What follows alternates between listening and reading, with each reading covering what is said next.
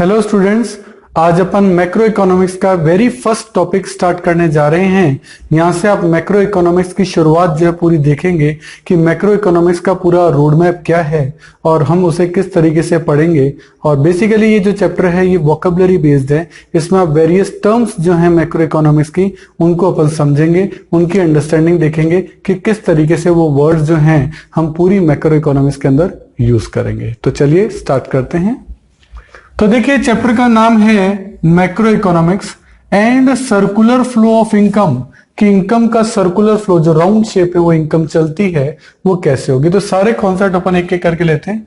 सबसे पहले तो आएगा number 1 concept of macro economics. तो देखिए मैक्रो इकोनॉमिक्स, मैक्रो का मतलब होता है लार्ज, बड़ा। जब आप बड़े लेवल पे इकोनॉमिक्स को डिस्कस करते हैं तो फिर ये आपकी मैक्रो इकोनॉमिक्स कहलाती है। ठीक है, जो मैक्रो वर्ड है वो ग्रीक वर्ड है मैक्रोज, उससे बना हुआ है। तो उसके बारे में डेफिनेशंस वगैरह है वो अपन देखेंगे। देन यहाँ आएगा माइक्रो और मैक्रो के बीच में डिफरेंस। माइक्रो इकोनॉमिक्स आप अलग से पढ़ चुके हैं, तो इन दोनों में क्या डिफरेंसेस हैं। बेसिकली माइक्रो में जो वर्ड है ना आई, उस पर कॉन्सेंट्रेट करें, और मैक्रो में जो वर्ड है ए, इन दोनों में यही डिफरेंस है आई और ए का। बेसिकली आई जो डिनोट होता है वो होता है इंडिविजुअल के लिए। तो जब आप इंडिविजुअल की स्टडी करते हैं तो वो कहलाता है माइक्रो, और जब आप एग्रीगेट टोटल पूरे नेशनल सिनेरियो के अंदर उसको डिस्कस करते हैं तो फिर वो मैक्रो कहलाता है। इंडिविजुअल डिमांड है या उन सभी को जोड़कर मार्केट डिमांड है वो सब माइक्रो में रहती है, लेकिन पूरे देश की डिमांड है तो फिर वो मैक्रो के अंदर आती है। तो ये सब जो डिफरेंस हैं, वेरियस डिफरेंसेस हैं, उसकी पूरी टेबल जो है वो अपन यहाँ डिस्कस करेंगे। देन आपका आएगा टाइप ऑफ गुड्स। यहाँ कई तरह के गुड्स जो हैं उनको आप डिस्कस करेंगे। Capital goods, intermediate goods, final goods, consumer goods, उन सबकी डेफिनेशन विद एग्जांपल क्या होती हैं उन्हें अपन देखेंगे। जैसे सबसे पहले आइए फाइनल गुड्स। फाइनल गुड्स यानी जो अल्टीमेट बन चुकी है, पूरी गुड बन चुकी है। नाउ अब उसका एंड यूज क्या है उस पर डिपेंड करेगा कि वो कंज्यूमर गुड्स, अगर फाइनल गुड्स है वो कंज्यूमर गुड्स कब कहलाएगी, जब वो कंज्यूमर के सीधा काम आएगी, यानी फर्दर प्रोडक्शन में काम नहीं आएगी, कंज्यूमर उसको यूज करेगा। और एक है फाइनल प्रोड्यूसर गुड्स, यानी कंज्यूमर उसे यूज नहीं करेगा, एक फैक्ट्री वाला प्रोड्यूसर उसे यूज करेगा, उसे उसको फर्दर प्रोडक्शन में वो उसको क्या लेगा, काम में लेगा। ये फर्दर प्रोडक्शन में काम में नहीं लेगा, लेकिन ये फर्दर प्रोडक्शन में काम लेगा। तो इनकी डेफिनेशन, डिफरेंस विद एग्जांपल अपन आगे देखेंगे। तो ये आपका हो गया point number 1, 2, 3 and 4। Now number 5 अपन आएंगे कंज्यूमर गुड। कंज्यूमर वो जो गुड्स को कंज्यूम करता है। अब उसमें भी कई तरह की गुड्स होती हैं, जैसे कंज्यूमर गुड में सबसे पहले ड्यूरेबल, जो कई सालों तक चलेगी। टीवी है, एसी है, कई सालों तक चलते हैं, वो ड्यूरेबल है। सेमी ड्यूरेबल जो उससे कम, जैसे क्लोथ्स है, 2-3 साल तो चलते ही हैं इस तरीके से, जबकि ड्यूरेबल गुड्स तो 7-7, 8-8, 10-10 साल चलेंगी। सही है।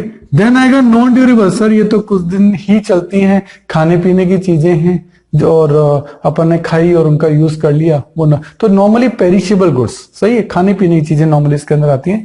और देन आता है सर्विसेज। डॉक्टर से सर्विसेज ली, लॉयर से ली, इंजीनियर से ली, टीचर से ली, वो सब सर्विसेज भी कंज्यूमर जो है अपनी सेटिस्फेक्शन के लिए, अपनी वांट्स को सेटिस्फाई करने के लिए इनका यूज करता है। नंबर 6 पे आपका आएगा इंटरमीडिएट गुड्स। इंटरमीडिएट गुड्स वो गुड्स होती हैं जो कि फर्दर प्रोडक्शन के काम आती हैं। सही है, जैसे एक ब्रेड बनाने वाले के लिए व्हीट जो है वो एक इंटरमीडिएट गुड्स है। एक रेडीमेड गारमेंट बनाने के लिए क्लोथ जो है, कपड़ा जो है, वो आपका इंटरमीडिएट गुड्स है। सही है। प्लास्टिक के खिलौने बनाने वाले के लिए प्लास्टिक जो है वो इंटरमीडिएट गुड्स है। तो अपन इंटरमीडिएट गुड्स को भी देखेंगे। देन आएगी आपकी कैपिटल गुड्स। क्या भाई, कैपिटल गुड्स का जो फर्दर प्रोडक्शन के अंदर काम आती है वो सब कैपिटल गुड्स है। विद एग्जांपल इसको अपन देखेंगे। देन आप देखेंगे कंपेयर फाइनल गुड्स और इंटरमीडिएट गुड्स। फाइनल गुड्स आपकी यहां से आ गई और इंटरमीडिएट गुड्स यहां से आ गई, इनका डिफरेंस देखेंगे। देन नंबर 9 पे आप देखेंगे consumption goods and capital goods. सही है। कंजम्पशन जो कंज्यूमर के सीधा काम आनी है, कैपिटल गुड्स जो कंज्यूमर के काम नहीं आनी, वो तो फर्दर प्रोडक्शन में काम आएगी। तो इन सब के डिफरेंसेस मैंने डाले हैं जिससे कि आपको है ना विद एग्जांपल इनको कंपेयर करके इनका नॉलेज जो है वो आपका अपडेट हो। सही है। नेक्स्ट 10 नंबर अपन देखेंगे स्टॉक और फ्लो के अंदर। सही है। स्टॉक जो है वो एक स्टैटिक कॉन्सेप्ट है। स्टैटिक यानी रुका हुआ, एक पर्टिकुलर डेट पर आपके पास कितनी एसेट थी, कितना स्टॉक था, कितनी गुड्स थी, कितनी मशीनरी थी, कितना बैंक बैलेंस था, एक पर्टिकुलर डेट पे तो वो स्टॉक हो जाता है।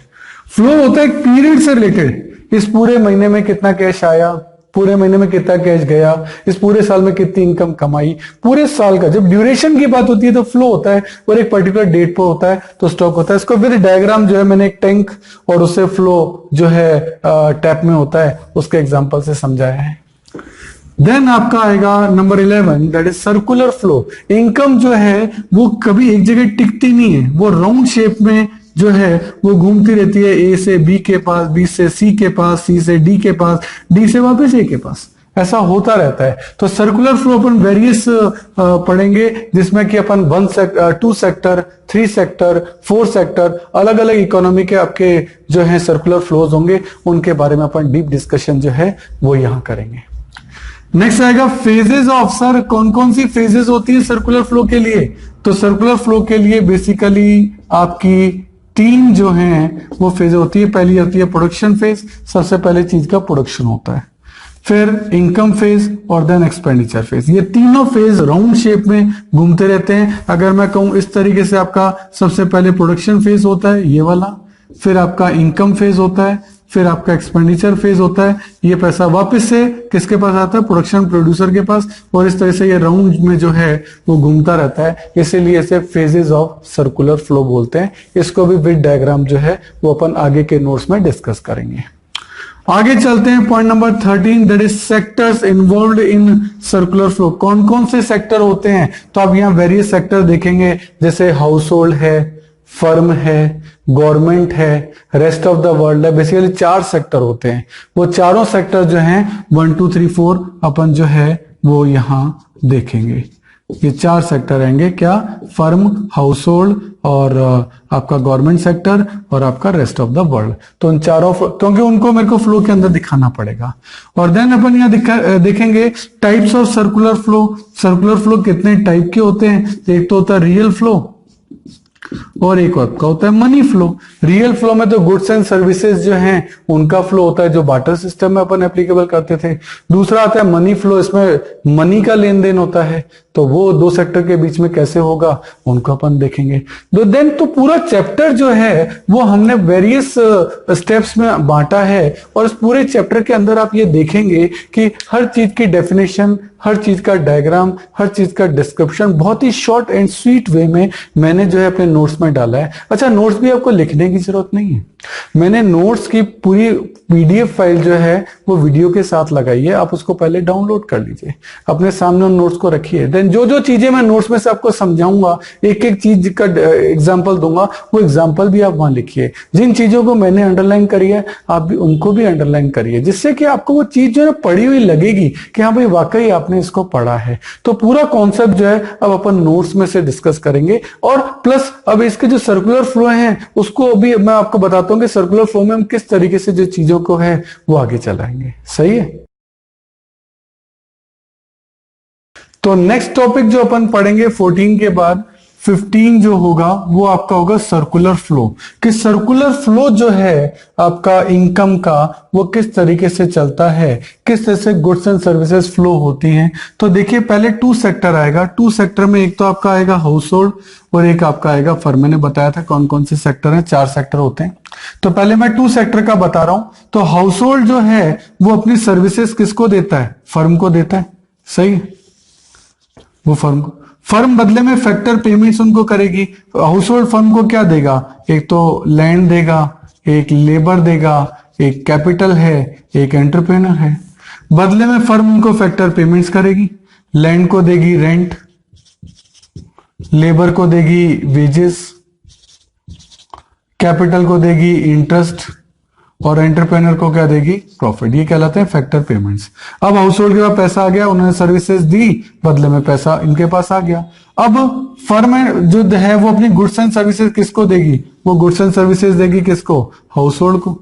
तो हाउस होल्ड बदले में क्या देंगे? उनको पैसे देंगे, कंजम्पशन एक्सपेंडिचर। ये पैसा फिर इनके पास आ गया। तो इस तरीके से जो मनी इनके पास आई थी वो वापस फर्म के पास पहुंच गई। ठीक है। हाउस होल्ड को जो पैसा rent, wages, interest and profit के तौर पे मिला था वो सारा थोड़ा ना खर्च कर देंगे, कुछ सेव भी करेंगे। वो सेव करेंगे तो फाइनेंशियल सेक्टर यानी होता है बैंक, उस बैंक में वो अपनी सेविंग क्या करेंगे? जमा करा देंगे। ऐसे ही फर्म के पास जो पैसा एक्स्ट्रा बचेगा वो भी अपनी सेविंग बैंक में जमा करा देगा। और फर्म को यदि पैसा चाहिए होगा फर्दर प्रोडक्शन के लिए, लोन वगैरह लेना है, तो फिर वो उससे बोरो भी कर सकता है, उधार भी लोन भी ले सकता है। सही है। वैसे लोन तो हाउस होल्ड भी ले सकता है, लेकिन हाउस होल्ड जो है प्रोडक्शन थोड़ा ना करेगा, इसीलिए फाइनेंशियल सेक्टर की बोरिंग को हम क्या करते हैं, इग्नोर करते हैं, क्योंकि वो प्रोडक्शन प्रोसेस में काम में नहीं आएगा, वो तो पर्सनल पर्पस में काम आ जाएगा। प्रोडक्शन पर्पस के लिए जो पैसा लेगा वो तो फर्म देगी। तो इस तरीके से हाउस होल्ड और फर्म के बीच में मनी का जो सर्कुलर फ्लो है वो किस तरह से चलता है। फिर अगर गवर्नमेंट भी इसमें शामिल हो जाए तो इस सेक्टर के 3, 1, 2 and 3, और गवर्नमेंट और हाउस होल्ड के भी ट्रांजेक्शन चलते हैं। हाउस होल्ड अपनी इनकम पे गवर्नमेंट को टैक्स देता है, गवर्नमेंट इनको सब्सिडीज देती है। हाउस होल्ड अपनी सर्विसेज गवर्नमेंट को देता है, गवर्नमेंट एम्प्लॉय अपनी सर्विसेज देते ही हैं गवर्नमेंट को, गवर्नमेंट बदले में उनको उनकी वेजेस देते हैं, सैलरीज देते हैं। सही है। फर्म भी क्या है, फर्म अपनी गुड्स एंड सर्विसेज की सप्लाई करती है गवर्नमेंट को, गवर्नमेंट बदले में उनको पैसा दे देती है, तो ये काम भी इनके भी। तो सर्कुलर फ्लो इस तरीके से चलता रहता है। ये हो गए 3 सेक्टर, 1, 2, 3, 3 सेक्टर हो गए। चौथा सेक्टर आता है फॉरेन सेक्टर, जिसको कि अपन बोलते हैं रेस्ट ऑफ द वर्ल्ड। ये आपका 4 सेक्टर है ना। ये नंबर 1, ये नंबर 2, ये number 3, now number 4। Sir foreign sector से हमारा क्या होता है? देखो कई हाउस होल्ड जो है काम करने के लिए फॉरेन जाते हैं। आप देखते हैं अमेरिका, यूरोप में बहुत सारे इंडियंस काम करने गए हैं, बदले में फॉरेन सेक्टर से आपके पैसा आता है। सही है। फर्म जो है अपना माल जो है वो एक्सपोर्ट करती है रेस्ट ऑफ द वर्ल्ड को, बदले में पैसा आता है।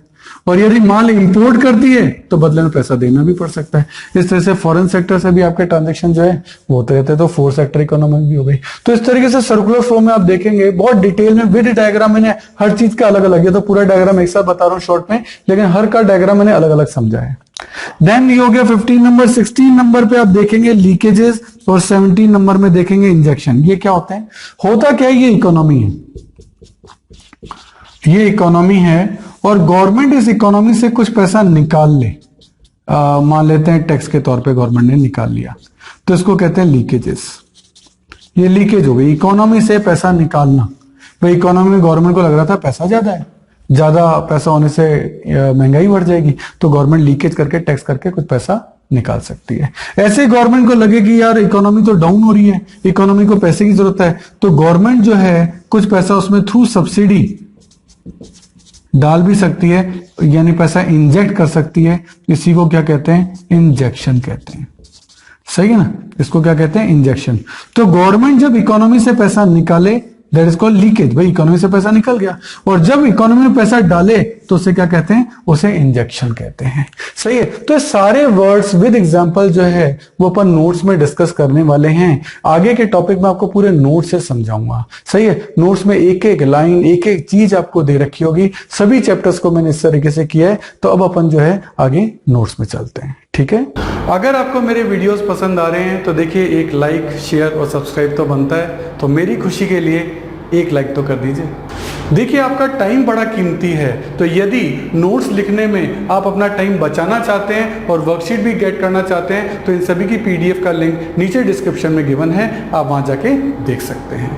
देखिए स्टूडेंट, जितने भी वीडियो हमने बनाए हैं उनके जितने भी क्वेश्चन मैं वीडियोस में करा रहा हूं उनका लिंक आपको डिस्क्रिप्शन में दे रखा है। आप वहां से उस लिंक को डाउनलोड कर सकते हैं, उसका प्रिंट आउट निकाल सकते हैं। उसके बाद वो क्वेश्चन पेपर आप अपने सामने रखिए और देन आप वीडियो देखिए। उससे आपको फायदा ये होगा कि क्वेश्चन आपके सामने रहेगा। तो ये चीज़ जरूर से कर लेनी है। और मैं आपको एक बार स्पेशल बताना चाहता हूँ कि ये जो वीडियो है ये तो ट्रेलर है। अगर आपको हमारे सारे वीडियो देखने हैं तो आपको हमारी मोबाइल ऐप सब्सक्राइब करना चाहिए। उसका नाम है अनुराग क्लासेस, और इसमें आपको हमारे सारे वीडियो देखने को मिलेंगे। क्यों? देखो YouTube तो ट्रेलर है, यहाँ सारे वीडियो नहीं होते। अगर आपको सारे वीडियो देखने हैं तो आपको हमारी मोबाइल ऐप सब्सक्राइब करनी पड़ेगी। उसमें आपको सारे वीडियोस मिलेंगे, उसमें आपको नोट्स मिलेंगे, प्रिंटेड नोट्स भी होंगे, हैंड रिटन नोट्स भी होंगे, मतलब आप हर तरीके के नोट्स वहाँ ले सकते हो। उसमें भी उसकी जो मेंबरशिप है वो प्रीमियम भी है और स्टैंडर्ड भी है, जो भी आप लेना चाहें। और आपको वहाँ अदर बुक्स के इंपॉर्टेंट पिक्स, अच्छे डायग्राम, अच्छे क्वेश्चन, अच्छे पैराग्राफ, वो भी आपको जो है इस ऐप के अंदर मिलेंगे। और इसके अलावा बहुत ही important point, MCQ test. MCQ test का पैनल है जिसमें आप जितने भी टेस्ट वहाँ देंगे उसमें ऑप्शंस होंगे ABCD, उसमें ट्रू एंड फॉल्स के क्वेश्चन होंगे, उसमें फिल इन द ब्लैंक्स के क्वेश्चन होंगे। आपने 40 क्वेश्चन का टेस्ट दिया, जैसे सबमिट किया with in 5 seconds with in 5 seconds आपका रिजल्ट आपके सामने है। तो ये मोबाइल ऐप मैं जरूर चाहूँगा आप जरूर से सब्सक्राइब करिए। मेरा नंबर है 9829224488। आप ऑफिस आवर्स में कभी भी मुझे कॉल कर सकते हैं। Thank you. देखिए स्टूडेंट, हमारे चैनल से जुड़ने का फायदा आपको नेक्स्ट 7 इयर्स तक मिलेगा, क्योंकि हमारी रेंज बहुत बड़ी है। नॉर्मली आप चैनल्स पे देखेंगे वो 1 या 2 या 3 सब्जेक्ट पढ़ा रहे हैं, लेकिन मैं आपको बहुत बड़ी रेंज दूंगा। यदि आपकी और मेरी ट्यूनिंग जमती है तो ये बहुत लॉन्ग लास्टिंग रहेगी, और वो ट्यूनअप में आपको बार बार नई ट्यूनअप नहीं करनी पड़ेगी, क्योंकि आपकी ट्यून मुझसे जम चुकी है। क्यों? क्योंकि मैं आपको बता रहा हूँ कि मैं 11th में आपकी अकाउंट्स, स्टेट्स और माइक्रो इकोनॉमिक्स लूंगा। 12th में मैं आपकी अकाउंट्स, मैक्रो और इंडियन इको लूंगा। बीकॉम के अंदर मैं आपकी corporate accounting, advance accounting, costing, financial management, budgeting, income tax etcetera, जो भी आपके जिस भी नाम से ग्रेजुएशन के अंदर ये कोर्स होंगे, इन सब के वीडियो हमने ऑलरेडी बना रखे हैं। मोबाइल ऐप आपकी बना रखी है, तो आपको बहुत सारी फैसिलिटीज हम देने जा रहे हैं। इसके अलावा सीए, सीएस और सीएमए के फाउंडेशन और इंटर कोर्सेज में जितने भी प्रैक्टिकल हैं या इकोनॉमिक्स से रिलेटेड टॉपिक हैं, उन सब के वीडियो आपके तैयार मिलेंगे। पूरा स्टडी मटेरियल, पूरा नोट, सब चीज़ A to Z आपको रेडी मिलेगी। और इसके अलावा मास्टर्स अगर आप कर रहे हैं, उसमें भी QT है या मैनेजरियल इकोनॉमिक्स है, डायरेक्ट टैक्स है। QT का मतलब क्वांटिटेटिव टेक्निक्स, डायरेक्ट टैक्स है, इनडायरेक्ट टैक्स है, एडवांस टैक्स है, यानी पूरी कंप्लीट प्रैक्टिकल जितने भी न्यूमेरिकल सब्जेक्ट होते हैं सब आपको हमारे चैनल पे और हमारे मोबाइल ऐप पे मिलेंगे, जो कि आपको नॉर्मली बाकी चैनल्स पे नहीं मिलते हैं। हर साल आपको नए चैनल पे शिफ्ट होना पड़ता है, और यहाँ आपको एक ही चैनल पे कंप्लीट सॉल्यूशन मिलेगा।